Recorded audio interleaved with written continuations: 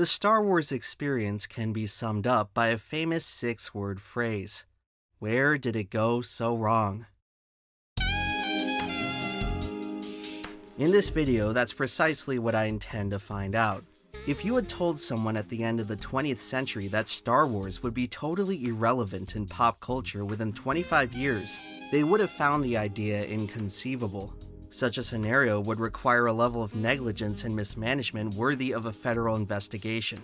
But sure enough, to the absolute bemusement of lifelong fans such as myself, that's exactly what happened. Except, what happened to Star Wars wasn't the result of some insidious conspiracy to sabotage the franchise from the inside. That would have at least provided some sort of reasonable explanation. What's even harder to admit is that this disaster was precipitated by people who truly thought they were doing a good job. Just how things ended up this way is anyone's guess. For years, fans have been searching for answers. The downward spiral of Star Wars may be the most exhaustively discussed topic across all of YouTube. If you've spent any amount of time here, there's a decent chance you've encountered at least one of these videos.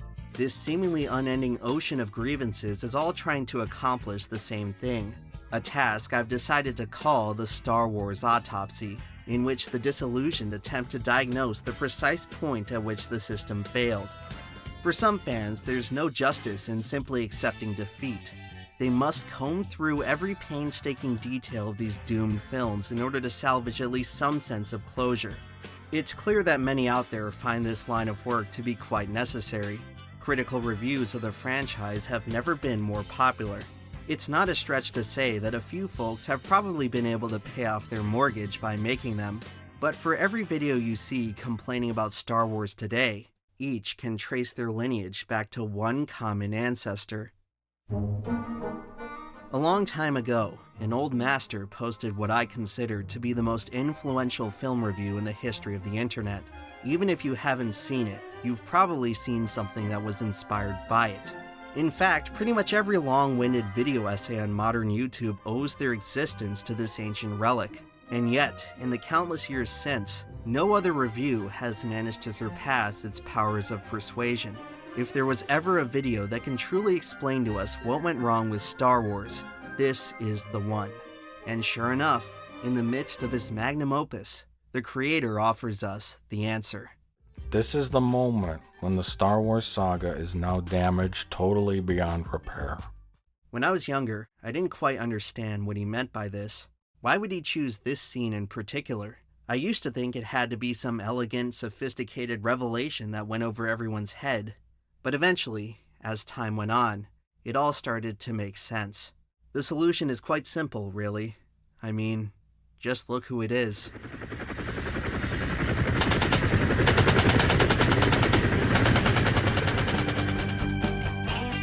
War. War never changes. This community has been at war for so long that it's hard to remember what we're fighting for. After a while, it all just feels so pointless. I mean, come on, don't they know that my opinion is the correct one? What, you think you're better than me? How about I show up at your front door with a goddamn tank?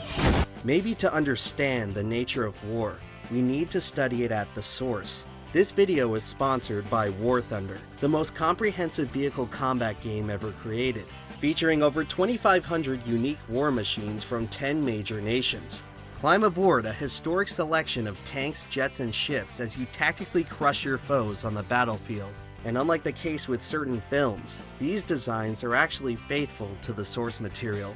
So if you're a fan of military history, it's time to get excited. At last, war has become truly endless, and you can enlist now for free. Download today on PC, PlayStation, or Xbox, and join over 70 million players in an unforgettable PvP experience. New players can sign up using the link in the description below and receive the massive bonus pack, which includes multiple premium vehicles, an exclusive vehicle decorator, plus 7 days of premium account status. And just remember, if you ever get in trouble out there on the battlefield, you should try spinning. That's a good trick. So what are you waiting for? Hop on board now and feel the thunder!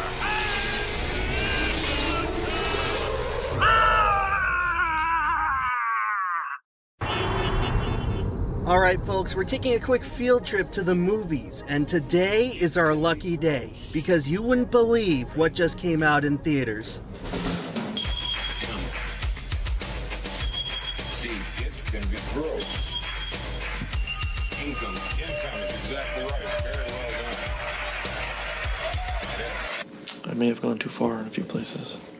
Believe it or not, there are actually plenty of folks out there who hardly know anything about Star Wars. We like to refer to these people as lucky. To them, all this drama and bickering must be so confusing. How can people care so much about magical space wizards hitting each other with glow sticks? Well, the answer can be found in the story of Star Wars. Not the plot of the films, but the rise and fall of the franchise itself.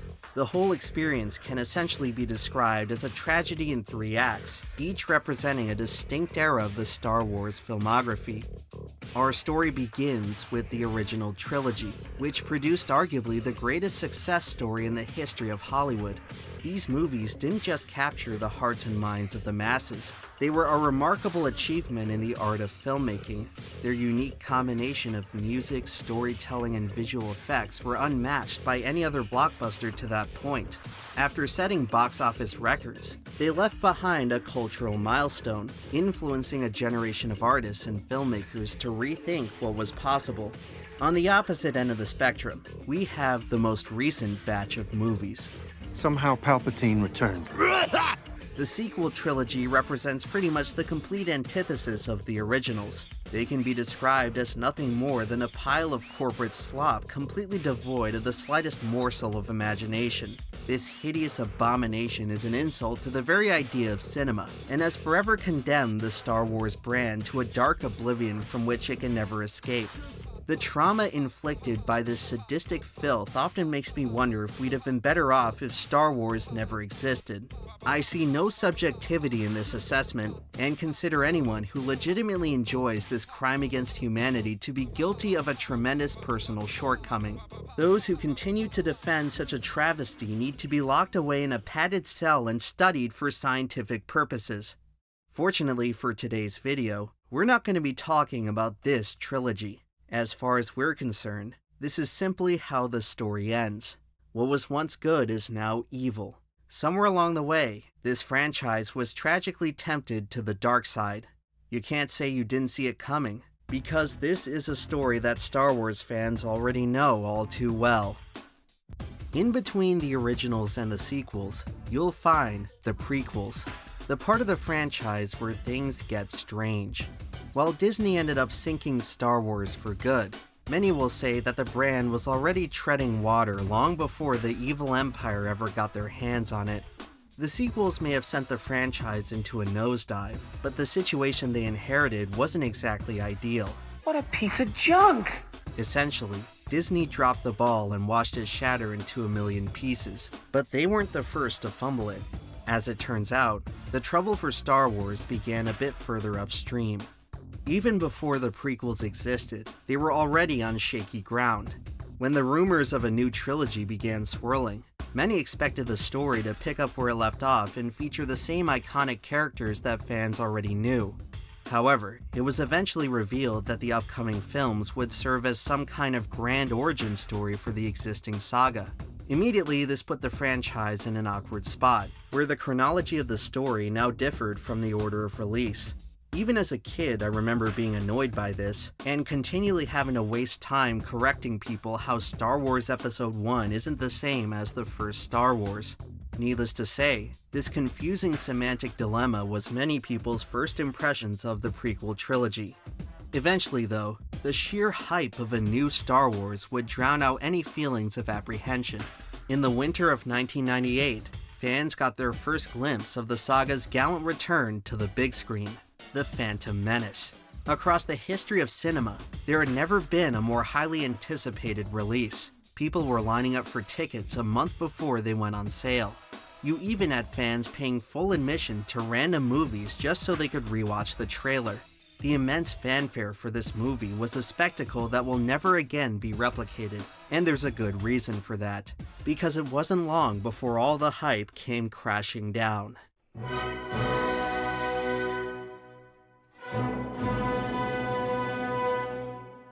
Immediately, people could sense that something was off about the Phantom Menace, but no one truly believed it until they saw him. This is Jar Jar Binks. Misa called Jar Jar Binks. He's some kind of freakish mix between a rabbit, a duck, and a salamander.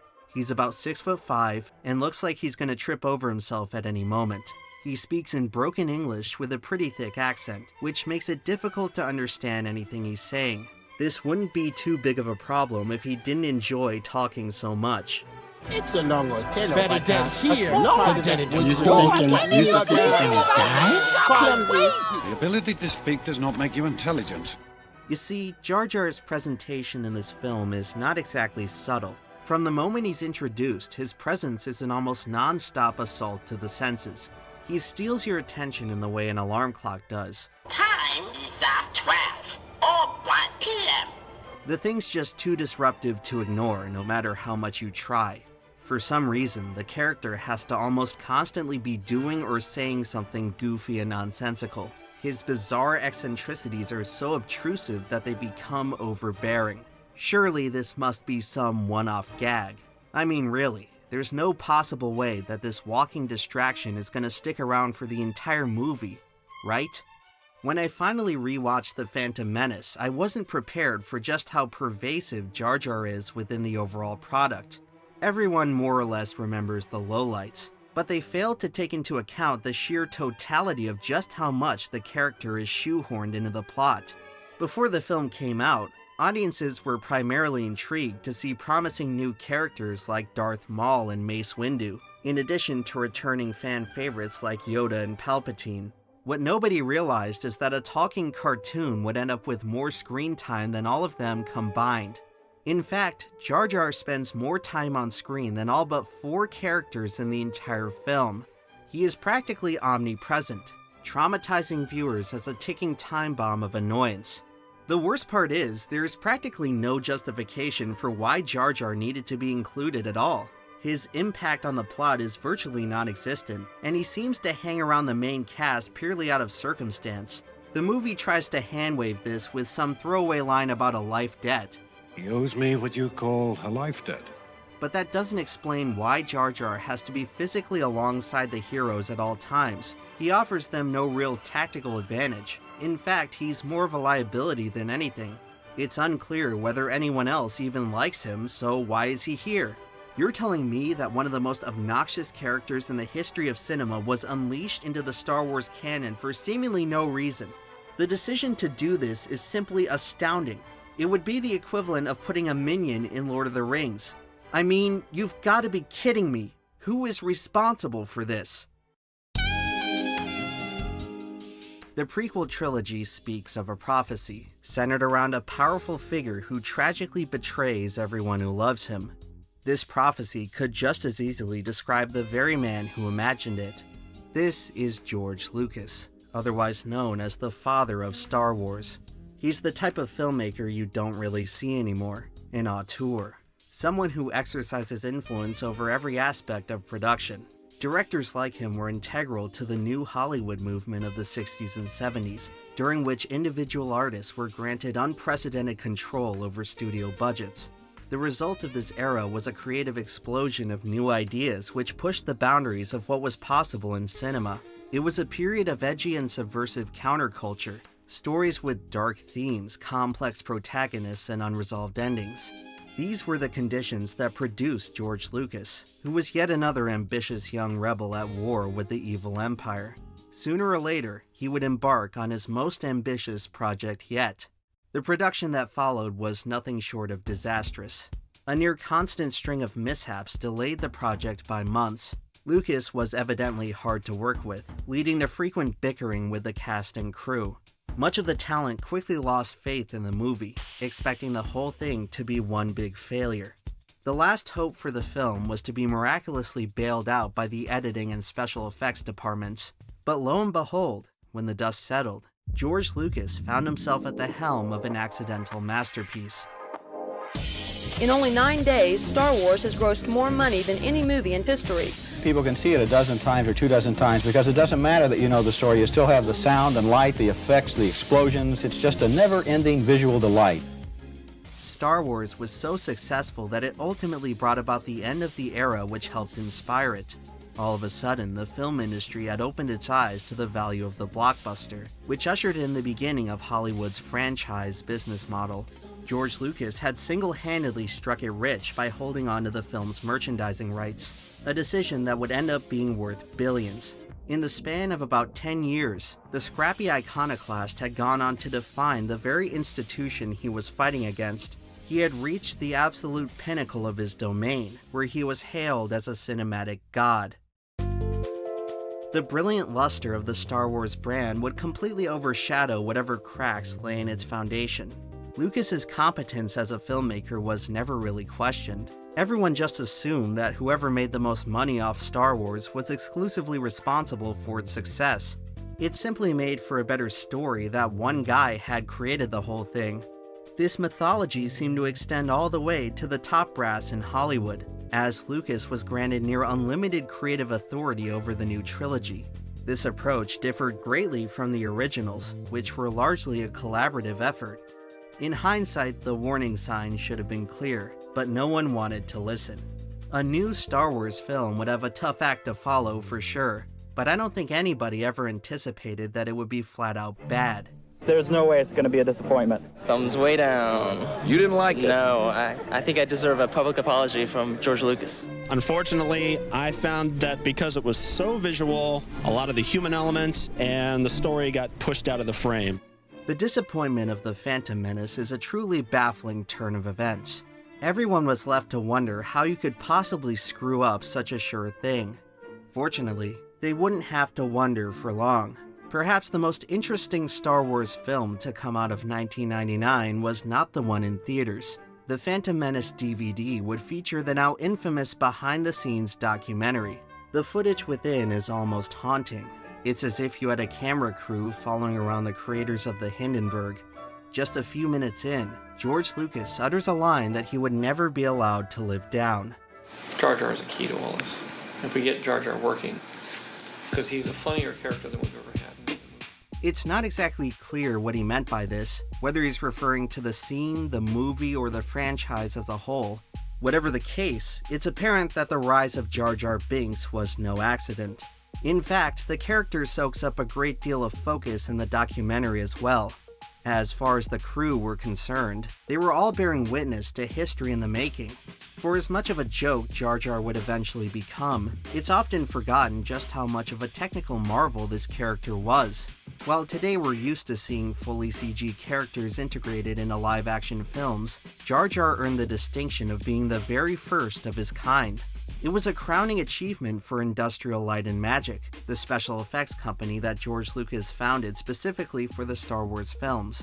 Contrary to what many now believe, the addition of Jar Jar was not some half-baked frivolous decision. It was a serious undertaking that required thousands of man-hours to pull off. The physical reference and voice of the character were provided by actor Ahmed Best. For each scene, he had to be fitted with a cumbersome costume that cost $100,000 to make. The resulting footage then had to be painstakingly animated and composited using 90s processing power. The computer graphics in The Phantom Menace are often ridiculed in hindsight, but it's easy to lose sight of just how impressive these effects were for the time. The artists at ILM had to tackle feats of engineering that had not yet been attempted. In my honest assessment, plenty of these visuals still hold up quite well. The problem was that this labor of love only existed in service of what most considered to be the film's single greatest flaw. However, it was clear that George Lucas didn't see things this way. One of the most revealing aspects of the documentary is just how enthusiastic he was about Jar Jar. If you didn't know any better, you'd think it was his favorite character in the whole franchise. Obviously, this was going to be a problem. While this character may have made sense in George's complex headcanon, it did not translate well to audiences. In fact, Jar Jar almost immediately became the most reviled figure in all of Star Wars. Their performance ended up offending people in more ways than one, with some interpreting the design as a racist caricature. That character's just a tired stereotype. The hatred for Jar Jar even spread to the entertainment industry itself, with numerous shows outright mocking the character. And we, like everyone else in the world, hated the new Star Wars so much, and we were so excited. And felt betrayed, really. Yeah. The Jar Jar thing just made us so angry that we decided to dedicate a whole show to how stupid it was. Misa needs a jack-off. This was hardly some minor blemish that could be easily brushed aside. In the eyes of many, Star Wars had officially jumped the shark. And overnight, George Lucas had gone from a hallowed icon to a laughingstock. It is truly difficult to comprehend what he was thinking. There are many out there who attribute the character to some cynical money-making scheme, but I've never been satisfied with that explanation. Jar Jar was too much of a bizarre creation to be a part of a slick corporate agenda.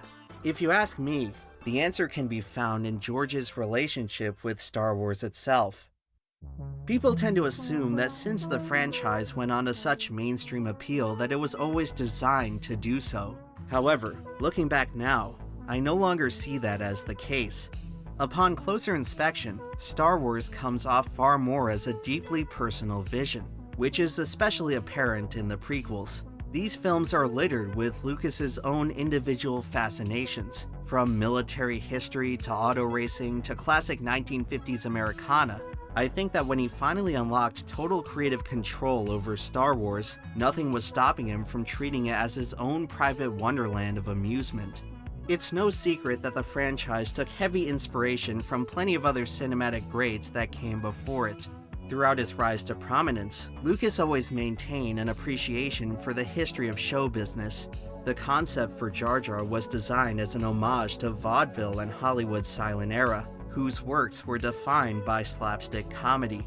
In his thought process, it must have been no different than drawing influence from a Western or a samurai film. To him, Star Wars was more or less a celebration of film itself, a modern epic that transcended genre. I believe this had been the case ever since the originals, the only difference being that back then, he had more voices in the room to balance out his ideas. By the time The Phantom Menace went into production, there was no one left around him to question his authority. It might seem baffling how something like Jar Jar made it all the way to the big screen without anyone involved pointing out how bad of an idea it was. The truth is that many crew members probably thought this, but they didn't want to blow their one opportunity to work on the next Star Wars. In other words, everyone was too afraid to tell the Emperor that he was naked. And hey, you know what they say about fear. Fear leads to anger. Anger leads to hate. Hate leads to suffering. The Star Wars films deal heavily in the theme of faith, placing your trust in some invisible force that's supposed to guide you to something greater. In my honest assessment, the beginning of the end for the franchise can be defined at the moment the audience lost faith in its creator. The Jar Jar experiment marked the point that George Lucas's imagination went too far. The addition of the character introduced a source of friction between Lucas and the fans that would never be reconciled.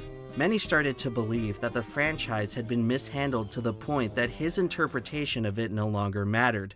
The very idea of this really seemed to bother Lucas, who saw himself as the supreme arbiter of his creation. He believed so strongly in this principle that he once lobbied Congress for legislation forbidding studios from altering completed films. While this may seem a bit hypocritical considering the numerous revisions he would eventually make to the original trilogy, the underlying philosophy remains the same.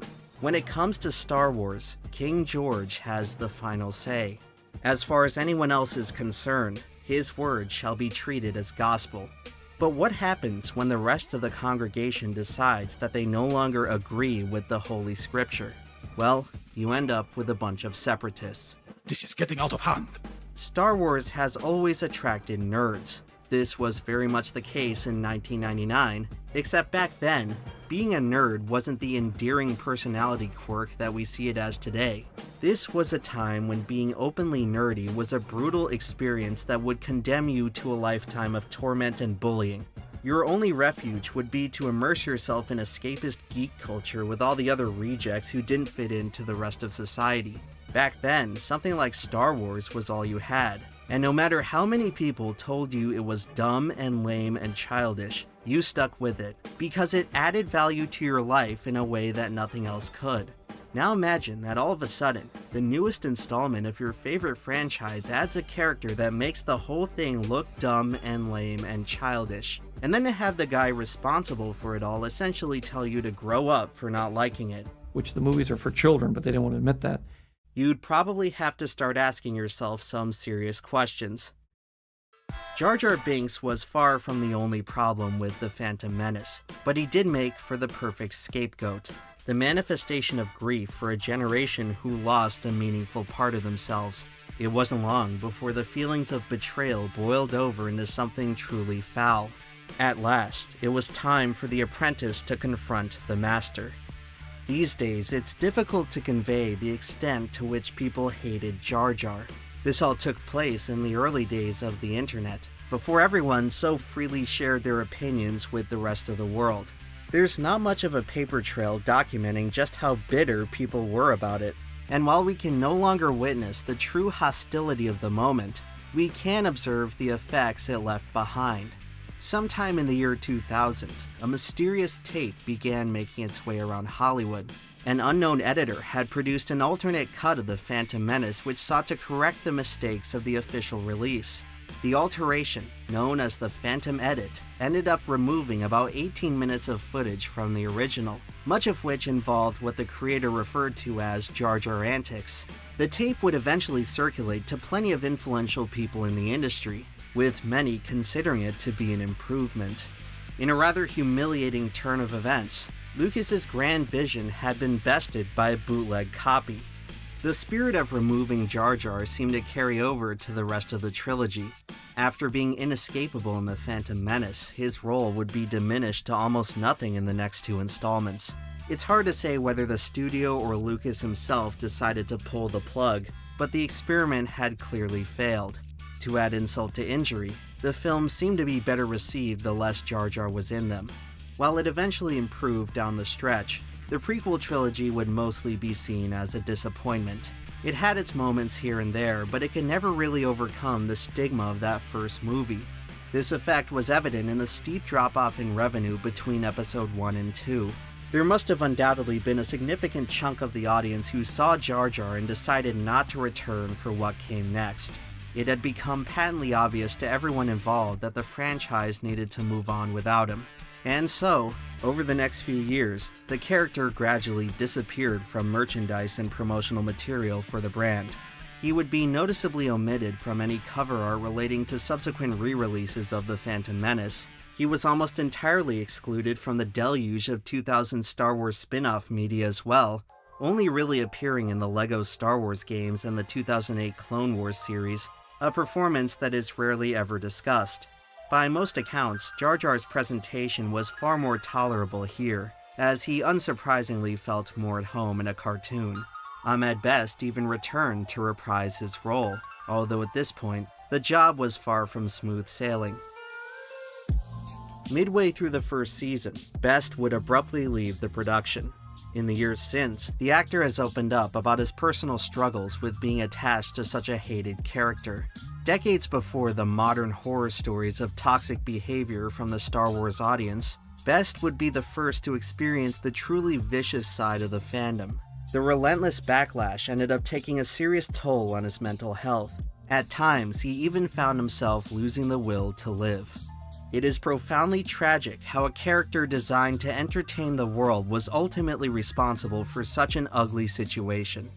Eventually, though, Best was able to set aside his personal turmoil and return to the job. In his absence, the role of Jar Jar was given to an unknown figure by the name of B.J. Hughes. Years later, this was revealed to be a pseudonym for a longtime voice actor Phil LaMarr. After seeing what happened to his predecessor, it's understandable why he didn't want his name associated with the character. This seemed to mark the point at which Jar Jar's reputation hit rock bottom. He had become so notorious that actors were afraid to play him. It looked as though this tortured soul had finally reached the end of the line, locked away in the chest with all the other misfit toys. On March 7, 2014, Jar Jar Binks was featured on the Clone Wars for the last time. This would be his final on-screen appearance in any major Star Wars media. For all intents and purposes, the story should have ended here. But what if there was just a bit more to that story? For as insufferable Jar Jar was in Episode 1, it never really made sense how much of an afterthought he was in those later films. The amount of resources Lucasfilm invested in the character seemed to suggest that they had far bigger plans for him. Ultimately, the tuned-down version of Jar Jar we got in Episode 2 and 3 came off less like a logical continuation of the story, and more like the studio caving to public pressure. Which raises the question of whether there was another side to Jar Jar that we never got to see. In 2010, the Adult Swim series Robot Chicken published a sketch depicting Jar Jar as a secret all-powerful villain. Now, at face value, this was obviously designed to be a comically absurd premise, but something about it really got the audience thinking. After years of religiously studying the source material, some fans began to notice a few discrepancies in how exactly Jar Jar behaves. Throughout The Phantom Menace, he can be observed performing several odd motions and gestures that feel out of character. These events are very subtle, and unless you're specifically searching for them, you'd have a hard time noticing that anything is off at all. Eventually, people began to piece together what would go on to become the most brazen hypothesis in all of Star Wars. The Darth Jar Jar theory is a proposition that would be written off as totally insane if it wasn't so compelling. It stipulates that Jar Jar is not the bumbling fool that we think he is, and that the true nature of the character is precisely the opposite. According to the theory, Jar Jar is a hidden Sith Lord who only acts incompetent to deceive and manipulate others, suggesting that his overwhelming presence in The Phantom Menace was not incidental, but premeditated. If you assume this is true, then it completely changes the way you look at the prequels. It takes the biggest flaw of the trilogy and transforms it into something brilliant. This theory would quickly become a fan favorite, as it provides a satisfying explanation for Jar Jar's most frustrating issues. For instance, the character's unexpected skill in combat is far more plausible, rather than coming off as dumb luck. It also justifies why exactly he's constantly meddling with the affairs of the heroes. He'd have to position himself so he could directly influence key outcomes in the plot. Essentially, Jar Jar would have been set up as a mirror image of Yoda, another character who was previously introduced as annoying and eccentric only to later reveal himself as a powerful master. However, Jar Jar's epic reveal never ended up happening, as whatever plans were in store for him would be swiftly abandoned. For as interesting as Darth Jar Jar could have been, it's hard not to question whether it's all just wishful thinking. Aside from a few cryptic tweets by Ahmed Best, there's never been any official confirmation on the matter. Of course, Star Wars fans have a habit of excusing sloppy filmmaking by retroactively applying a bunch of made-up lore, but even if this theory was true, there's no guarantee that it would have magically saved the prequel trilogy as many like to believe. While it's fun to fantasize about an alternate timeline where Jar Jar actually won over audiences with the ultimate plot twist, at the end of the day, those aren't the films we got. There comes a moment when every Star Wars fan has to face the facts that the theatrical product has not been good for a very long time. For all the hype and brand worship that's been poured into this franchise over the last quarter century, the audience has come out of it with pretty much nothing to show for it. You can conjure up whatever theory or lore or fan fiction you want to make sense of it all, but you can't hide the sheer dismay of watching a cultural titan slowly rot into nothingness. Perhaps the most painful part for all of us to admit is that Jar Jar was nothing compared to the horrors that lay ahead. Somewhere on YouTube, there's an interview with George Lucas from the year 1994, when he started writing the script for The Phantom Menace. On this video, several commenters point out an observation that is equal parts insightful and tragic. They mention how joyful and enthusiastic Lucas was before the prequels, and how his demeanor had changed by the time the trilogy ended. Modern interviews of George come off as much more bitter and jaded, as if somewhere along the way, a twinkling light in his soul had been extinguished. Given the position he was in, it would have been so easy to weasel out of the burden of failure for what he just created. He could have thrown others under the bus or groveled at the feet of the fans. There was nothing stopping him from pumping out a new trilogy of pandering junk in a vain attempt to try to win everyone back. But ultimately, when the chips were down, George Lucas stood by his product. It cost him dearly, His name and reputation were dragged through the mud, and the years of ridicule clearly took their toll on him. The man who had once held the heartbeat of pop culture in the palm of his hands now had to grapple with a world who no longer understood his vision. There are many out there who think that George was only ever in it for the money, and point to what happened next as evidence of that assertion. However, I find it hard to believe that his true motivations were so shallow. To me, the ultimate fate of Star Wars came down to something far more personal. When I look at George Lucas, I don't see the cantankerous old tyrant that many like to paint him as. I see an artist who was stripped of his passion, someone who could no longer find any sort of joy in his life's work. Star Wars had become such a constant source of negativity that it left him with no reason to continue. I think that deep down, George never stopped being that scrappy iconoclast. He spent his whole career rebelling against everything that stood in front of him. Eventually, he ran out of things to defy, so he chose instead to defy us. What if someone else beside you came to you and said, I want to make episode 7? Could you see that happening? No. October 30th, 2012 is otherwise known as the darkest day in Star Wars history, when Lucas sold the franchise to Disney. The worst part about it was that when it happened, no one could sense that anything was wrong at all. If I recall correctly, most people welcomed the news with open arms. No one really stopped to think about what it represented. How the guy who for so many years fought tooth and nail for the exclusive right to shape the destiny of his creation had decided to just let it go. Everyone was so eager to say good riddance. They'd written him off as a greedy, out-of-touch business mogul. But once Disney took over, it wasn't long before we learned the true meaning of greed. On that fateful day, George Lucas finally accepted his one true pathway to redemption, reminding the rest of the world why he still mattered. If Star Wars has taught us anything, it's that there's always a greater evil. Make no mistake about it, George may have walked away with the money, but we were the ones who sold our soul. I understand that it sounds a little rich to blame the fans for this whole mess. I mean, after all, who could have guessed that the illustrious Disney would follow up their $4 billion purchase with such a pathetic effort? Was it unreasonable for us to assume that they would go into it with any plan whatsoever? Watching it all unfold was like witnessing the inconceivable. Yet part of me suspects that things were always meant to turn out this way. Star Wars never really felt right without Lucas in charge. Stuff like Jar Jar and the prequels certainly had their problems and deserved to be criticized, but you have to wonder that maybe if we all weren't so hard on them, we could have saved ourselves from this miserable fate. Disney's version of Star Wars has more problems than you can possibly count, but if I had to identify the single biggest one, it comes down to a lack of imagination. This is without a doubt where George's absence is most apparent. While he was never that skilled at the little things like dialogue and camera work, Lucas always excelled at the big ideas. This was ultimately the secret ingredient that made Star Wars work, something that Disney never came close to replicating. And for all the suits out there scratching their heads at how this embarrassing clown show of vacuous pandering failed to impress, I think it's worth revisiting how exactly Star Wars became popular in the first place.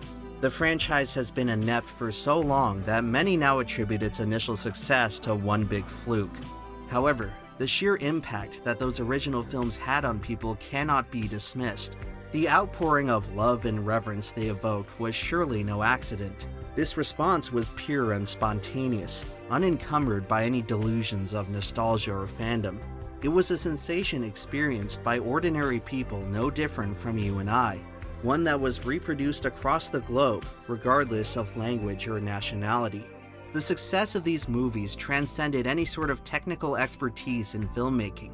They required the steady hand of a true visionary, someone who could tap into the universal truths of the human condition.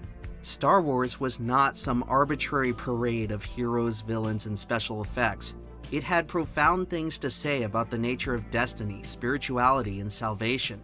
Say what you want about old George, but no one else could have made Star Wars. He may have had his limitations as a director, but you can never convince me that he didn't care, which sadly cannot be said about the people currently in charge. The greatest irony with this whole story is that Lucas's worst idea had more effort and thought put into it than anything the Disney sequels had to offer. Strangely enough, the new trilogy failed precisely because they were too afraid of making anything like Jar Jar. He represents something that the business stiffs of the world will never understand. That if you want to create a truly memorable experience, you gotta roll the dice. Failures are bound to happen. Every great artist runs into them eventually. But you can never make great art if you refuse to try anything different. There is no industry think tank in the world that could have created Jar Jar. He would have immediately been rejected for being too risky, too unmarketable, and too weird. But what can I say? You gotta be weird to make something special. The movie business is exactly like professional gambling, except you hire the gambler. Usually some crazy kid with long hair who's like, I don't get this guy at all. You give him $100 million, and you say, go to the tables and come back with $500 million. Now, if you do anything that's not a sequel or not a TV series, they won't do it. And it really shows an enormous lack of imagination and fear of creativity. So you gotta remember, Star Wars came from nowhere. There was nothing like it.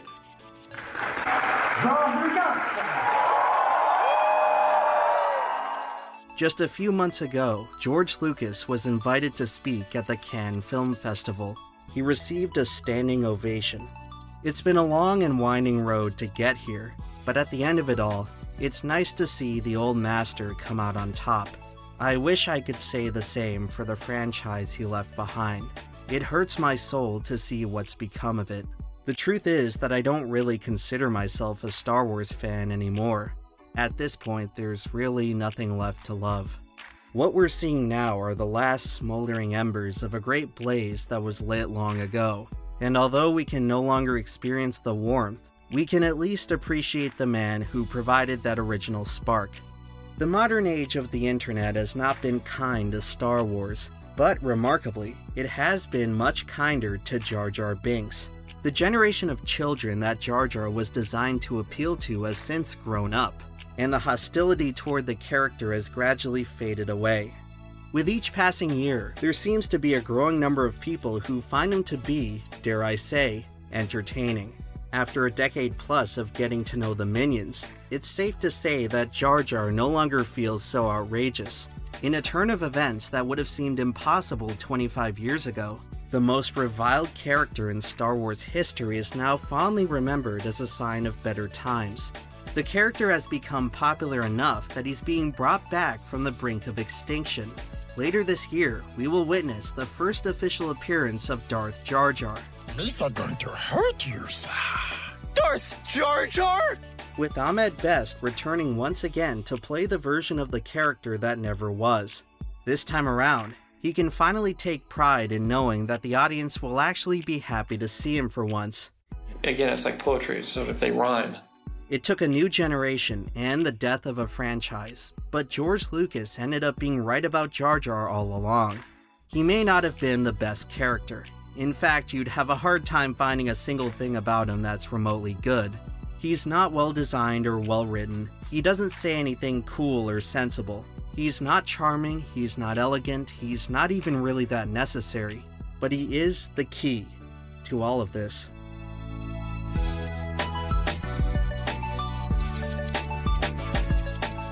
I want to thank War Thunder for making this video possible.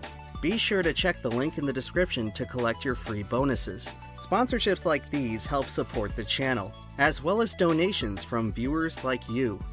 What, you got some kind of problem with that? Oh no, by all means, keep enjoying the free entertainment. It's not like I've got bills to pay or anything. Nah, I'm just joking around, you can do what you want.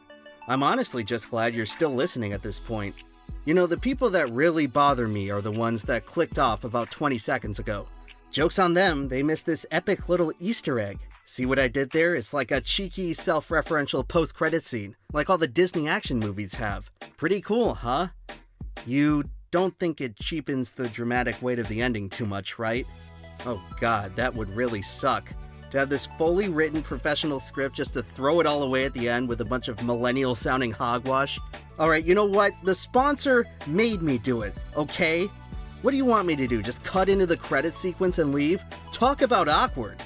Oh, while I have you here, I have a second channel called Downward Diary where oh wait, the video's ending now, I guess? So, okay, bye.